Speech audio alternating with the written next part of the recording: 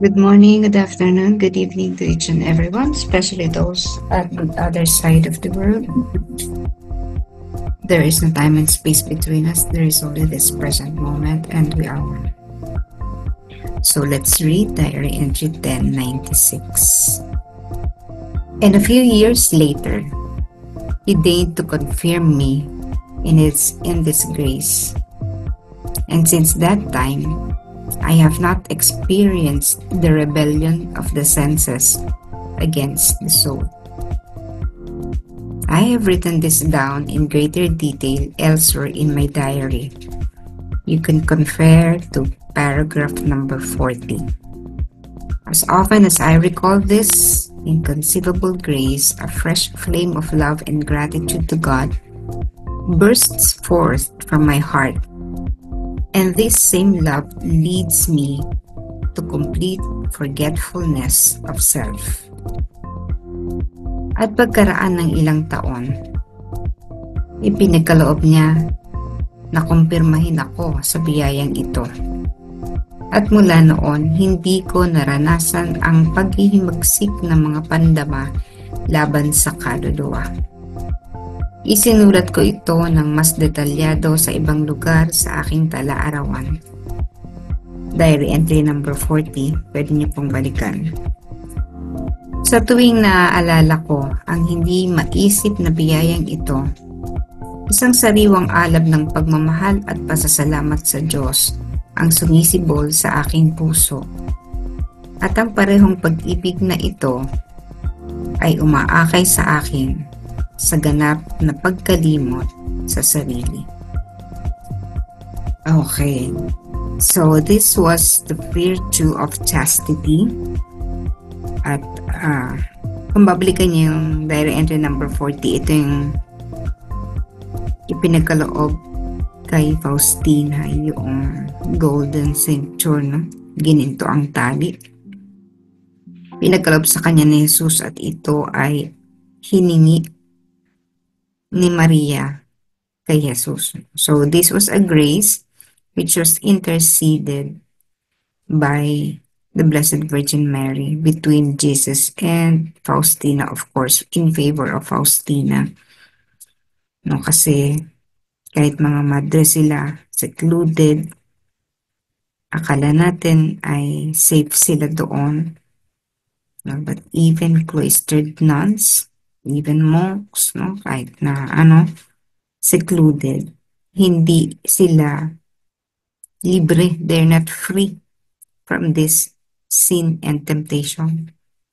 So malakas actually ang temptation na ito, lalo na higit sa kanila kasi nga isipin mo yung isang puno na maraming bunga at ang isang puno na walang bunga. Ang tinitingnan, syempre yung puno na maraming bunga. Sabihin, hitik, marami ka maha-harvest, marami ka mapapakinabangan kaysa dun sa isang puno na walang bunga. Wala lang, di yan papansinin. Pakaputulin pa nga. So, a virgin, for example, yan yung talagang target. Kasi nga, hitik yan sa bunga. Paano naghihigitik sa bunga yon? Malakas yung kaniyang, yung katulad ng sinabi ko kahapon, no? The power. If you would be able to control yourself, you will gain power. No? Talagang magiging, makapangyarihan ka in the sense na may self-control ka eh. The virtue of chastity is equivalent to self-control. Pag mataas ang self-control mo, mataas din ang kakayahan mo na mag-resist to any temptation. May resistance ka. At the same time, nalalagpasan mo, may self-control ka eh. At isa sa pinakamahirap na kontrolin, yung sexual urge. Kasi even us as a child, no, meron na tayo niyan eh. Baka nga lahat tayo dito, we had that sin when we were children. So, kapag may self-control, na master mo yan, ano pa ang ihaharap sa yung tukso ng demonyo. Kasi ano yan eh, kumbaga, ang taas na ng level niyan. So, mag-iisip na ng mas mahirap pang tukso ang demonyo para hatakin ka palabas, para maging alipin ka niya. Marami ang nagiging alipin sa kasalanan ito. Kasalanan sa pakikiapid, kasalanan sa pagkakaroon ng early, yung pagkakaroon ng relasyon outside the marriage. Now, all these things are temptations. Depende kung paano i-handle, no?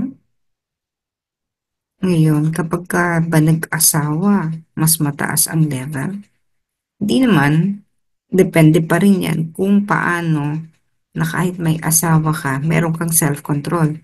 A man cannot push himself or the husband cannot push himself to the wife kung hindi gusto ng wife. Sa isang relasyon, hindi ko mo mag-asawa kayo, pag-aari ka na ng asawa mo and he can do whatever he wants to do to you. Parang dumarating kasi sa point na sa isang babae or sa isang lalaki, no, meron kang point na parang bumababa. Bumababa na yung sexual interest mo, yung libido or your interest. At actually, kapag nagkakaroon ng problema sa sexual relationship, ang mag-asawa ay nagkakaroon din ng malalim na problema sa buong relasyon. Hindi na lamang sa pagsisiping or sa buong relasyon. Maaaring maghiwalayan, maaaring maghanap ng iba ang ating asawa or ang babae. Hindi lang yan naman lalaki. Pati babae, maaaring ganun din, ano? Umanap ng iba sapagkat hindi na fulfill yung kanyang urge, no? Or yung kanyang pagnanais, ninanais. But again, even in married situations, there is what we call chastity. Chastity is not just to consecrated persons who promised or who took the vow of celibacy. Hindi lamang sa kanila yan. Married person or couple can maintain chastity. Ibig sabihin, yung sinabi ko kahapon, that you would respect one another. You would, whenever you would do this act, may pagtingin, mataas na pagtingin sa kapartner, no? Hindi isang parang for pleasure only. Of course, pleasure is one advantage of it, but you do not do this act for the sake only of pleasure. So there is a respect for one another. The point that I would like to discuss now is chastity for the homosexuals. Ako po ay may mataas na pagtingin sa mga homosexuals, sa mga gays. No? Ibig sabihin, hindi ako yung traditional or stereotype na ang tingin sa mga homosexuals ay makasalanan. Hindi po. Whether we like it or not, they exist. Minsan nga bata pa, di ba? Lumalabas na siya agad. So, itong mga ganitong tao, hindi natin dapat tingnan na parang abnormal or not normal. But they must also have a place in the society. Kung uugnay natin sa punto ng chastity or itong pinag-uusapan natin ngayon, ang isang malaking challenge for them ay malagpasan din ang tuksong ito. Yung magkaroon din sila ng self-control. If a gay has reached that level of self-control, kahit bakla siya, kahit tomboy siya, pero she or he was able to retain his or her chastity, eh pareho lang yan ni Faustina na straight o nakakilala nating lalaki na straight and was able to live the life of being chaste, no? Yun po, actually, pareho lang tayo ng the gays and the straights. Pareho lang po ng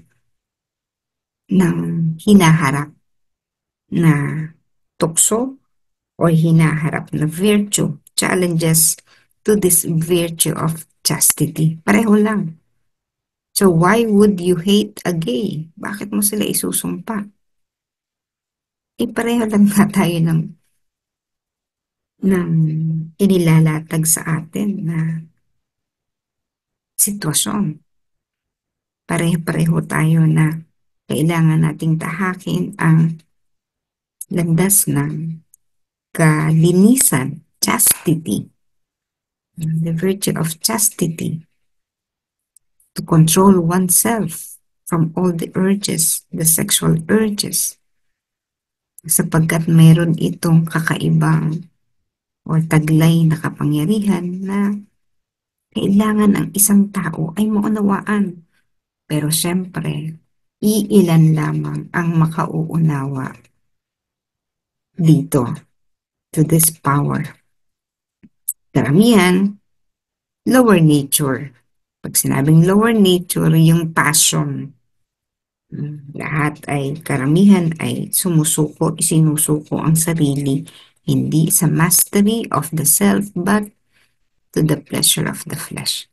So pareho lang yan, whether you are straight or you are gay, pareho lang, no? Ng challenge towards self-mastery and chastity. Now, dahil gay sila, and if they fall to a person of same sex, if they fell in love to a person of same sex, sa akin okay lang po yun. For as long as they retain their chastity. Di po ba? Malinis. Merong ganun, no? At totoo may ganun, no? Hindi lahat ng mga pumasok sa ganong mga special relationship ay marumi, no? Or lumabag. But I think meron naman na talagang companionship, friendship, higher form of friendship, no? Pero wala silang any sexual relationship. Sabihin niya, ay, imposible yan. Pwede na po kayo, bahala na po kayong magduda, no, sa kanila. But again, pareho lang po tayo ng challenges, temptations, and how we react to these situations. Napakahirap i-control, napakahirap i-master ang bagay na ito. I think when Pope Francis recognized them, it is to recognize them as human beings. Anak din sila ng Diyos. Hindi sila outcast. Hindi sila dapat ituring na outcast sa society. Kaluluwa din yan eh. May mga kaluluwa din yung mga yan. At kailangan din silang maligtas. So kung itutulak mo sila palabas ng simbahan, paano pa sila maliligtas? Itinulak mo na sila sa kadiliman. So nasa kanila na yon, no? To these people, kung paano nila isasalba ang sarili nila despite being outcast. Malaki rin, di ba? Ang challenge sa kanila. Kasi kung ang tingin sa kanila ay negative ng society, no, ng kultura, talagang napakahirap yan para sa kanila na patunayan na sila din ay mga tao, na sila din ay nagsusumikap sa perfection. Everyone is called to being chaste, to this virtue of chastity, whether you are a single person, whether you are, tatlo actually, yung virgin, pangalawa yung kasal or married, pangatlo yung widow o namatay na, namatayan na ng asawa. Yung tatlo na yan, iba't iba ang level of chastity. Siyempre, yung virgin, complete zero yan. Kaya nga sinabing virgin. Nagsusumikap yun. Wala yung physical relationship, pero may temptation yan. sa naninanakawan sila. Kasi when we sleep, yung sinabi ko dati, no? When we sleep, the devil attacks us sexually without you knowing it, without you having the defenses. No, so even if you're a virgin, you can be subject to attacks, sexual attacks at night. At meron ding chastity when, for married couples, yun nga, no? Yung they see sex as wholesome. They do not force each other kung hindi nila gusto. They do this for the sake of creation, procreation. So they do not engage in sexual affairs outside the marriage. Yun yung pagiging chaste. They stick to their partner. For the widow naman, they they have experienced it in their life during the married life. Pero dahil nawala na yung isa, no, to be chaste is again a challenge. So in all of the situations, we let us ask the Lord Jesus to guide, shield, and protect us. Napakahalaga that we invoke Jesus in this virtue of chastity. Yung intervention niya na yung pangalagaan niya at malagpasan natin ang anumang tuksong related to this sapagkat isa po ito sa daan sa kabanalan. Self-mastery, control, self-control, and the virtue of chastity.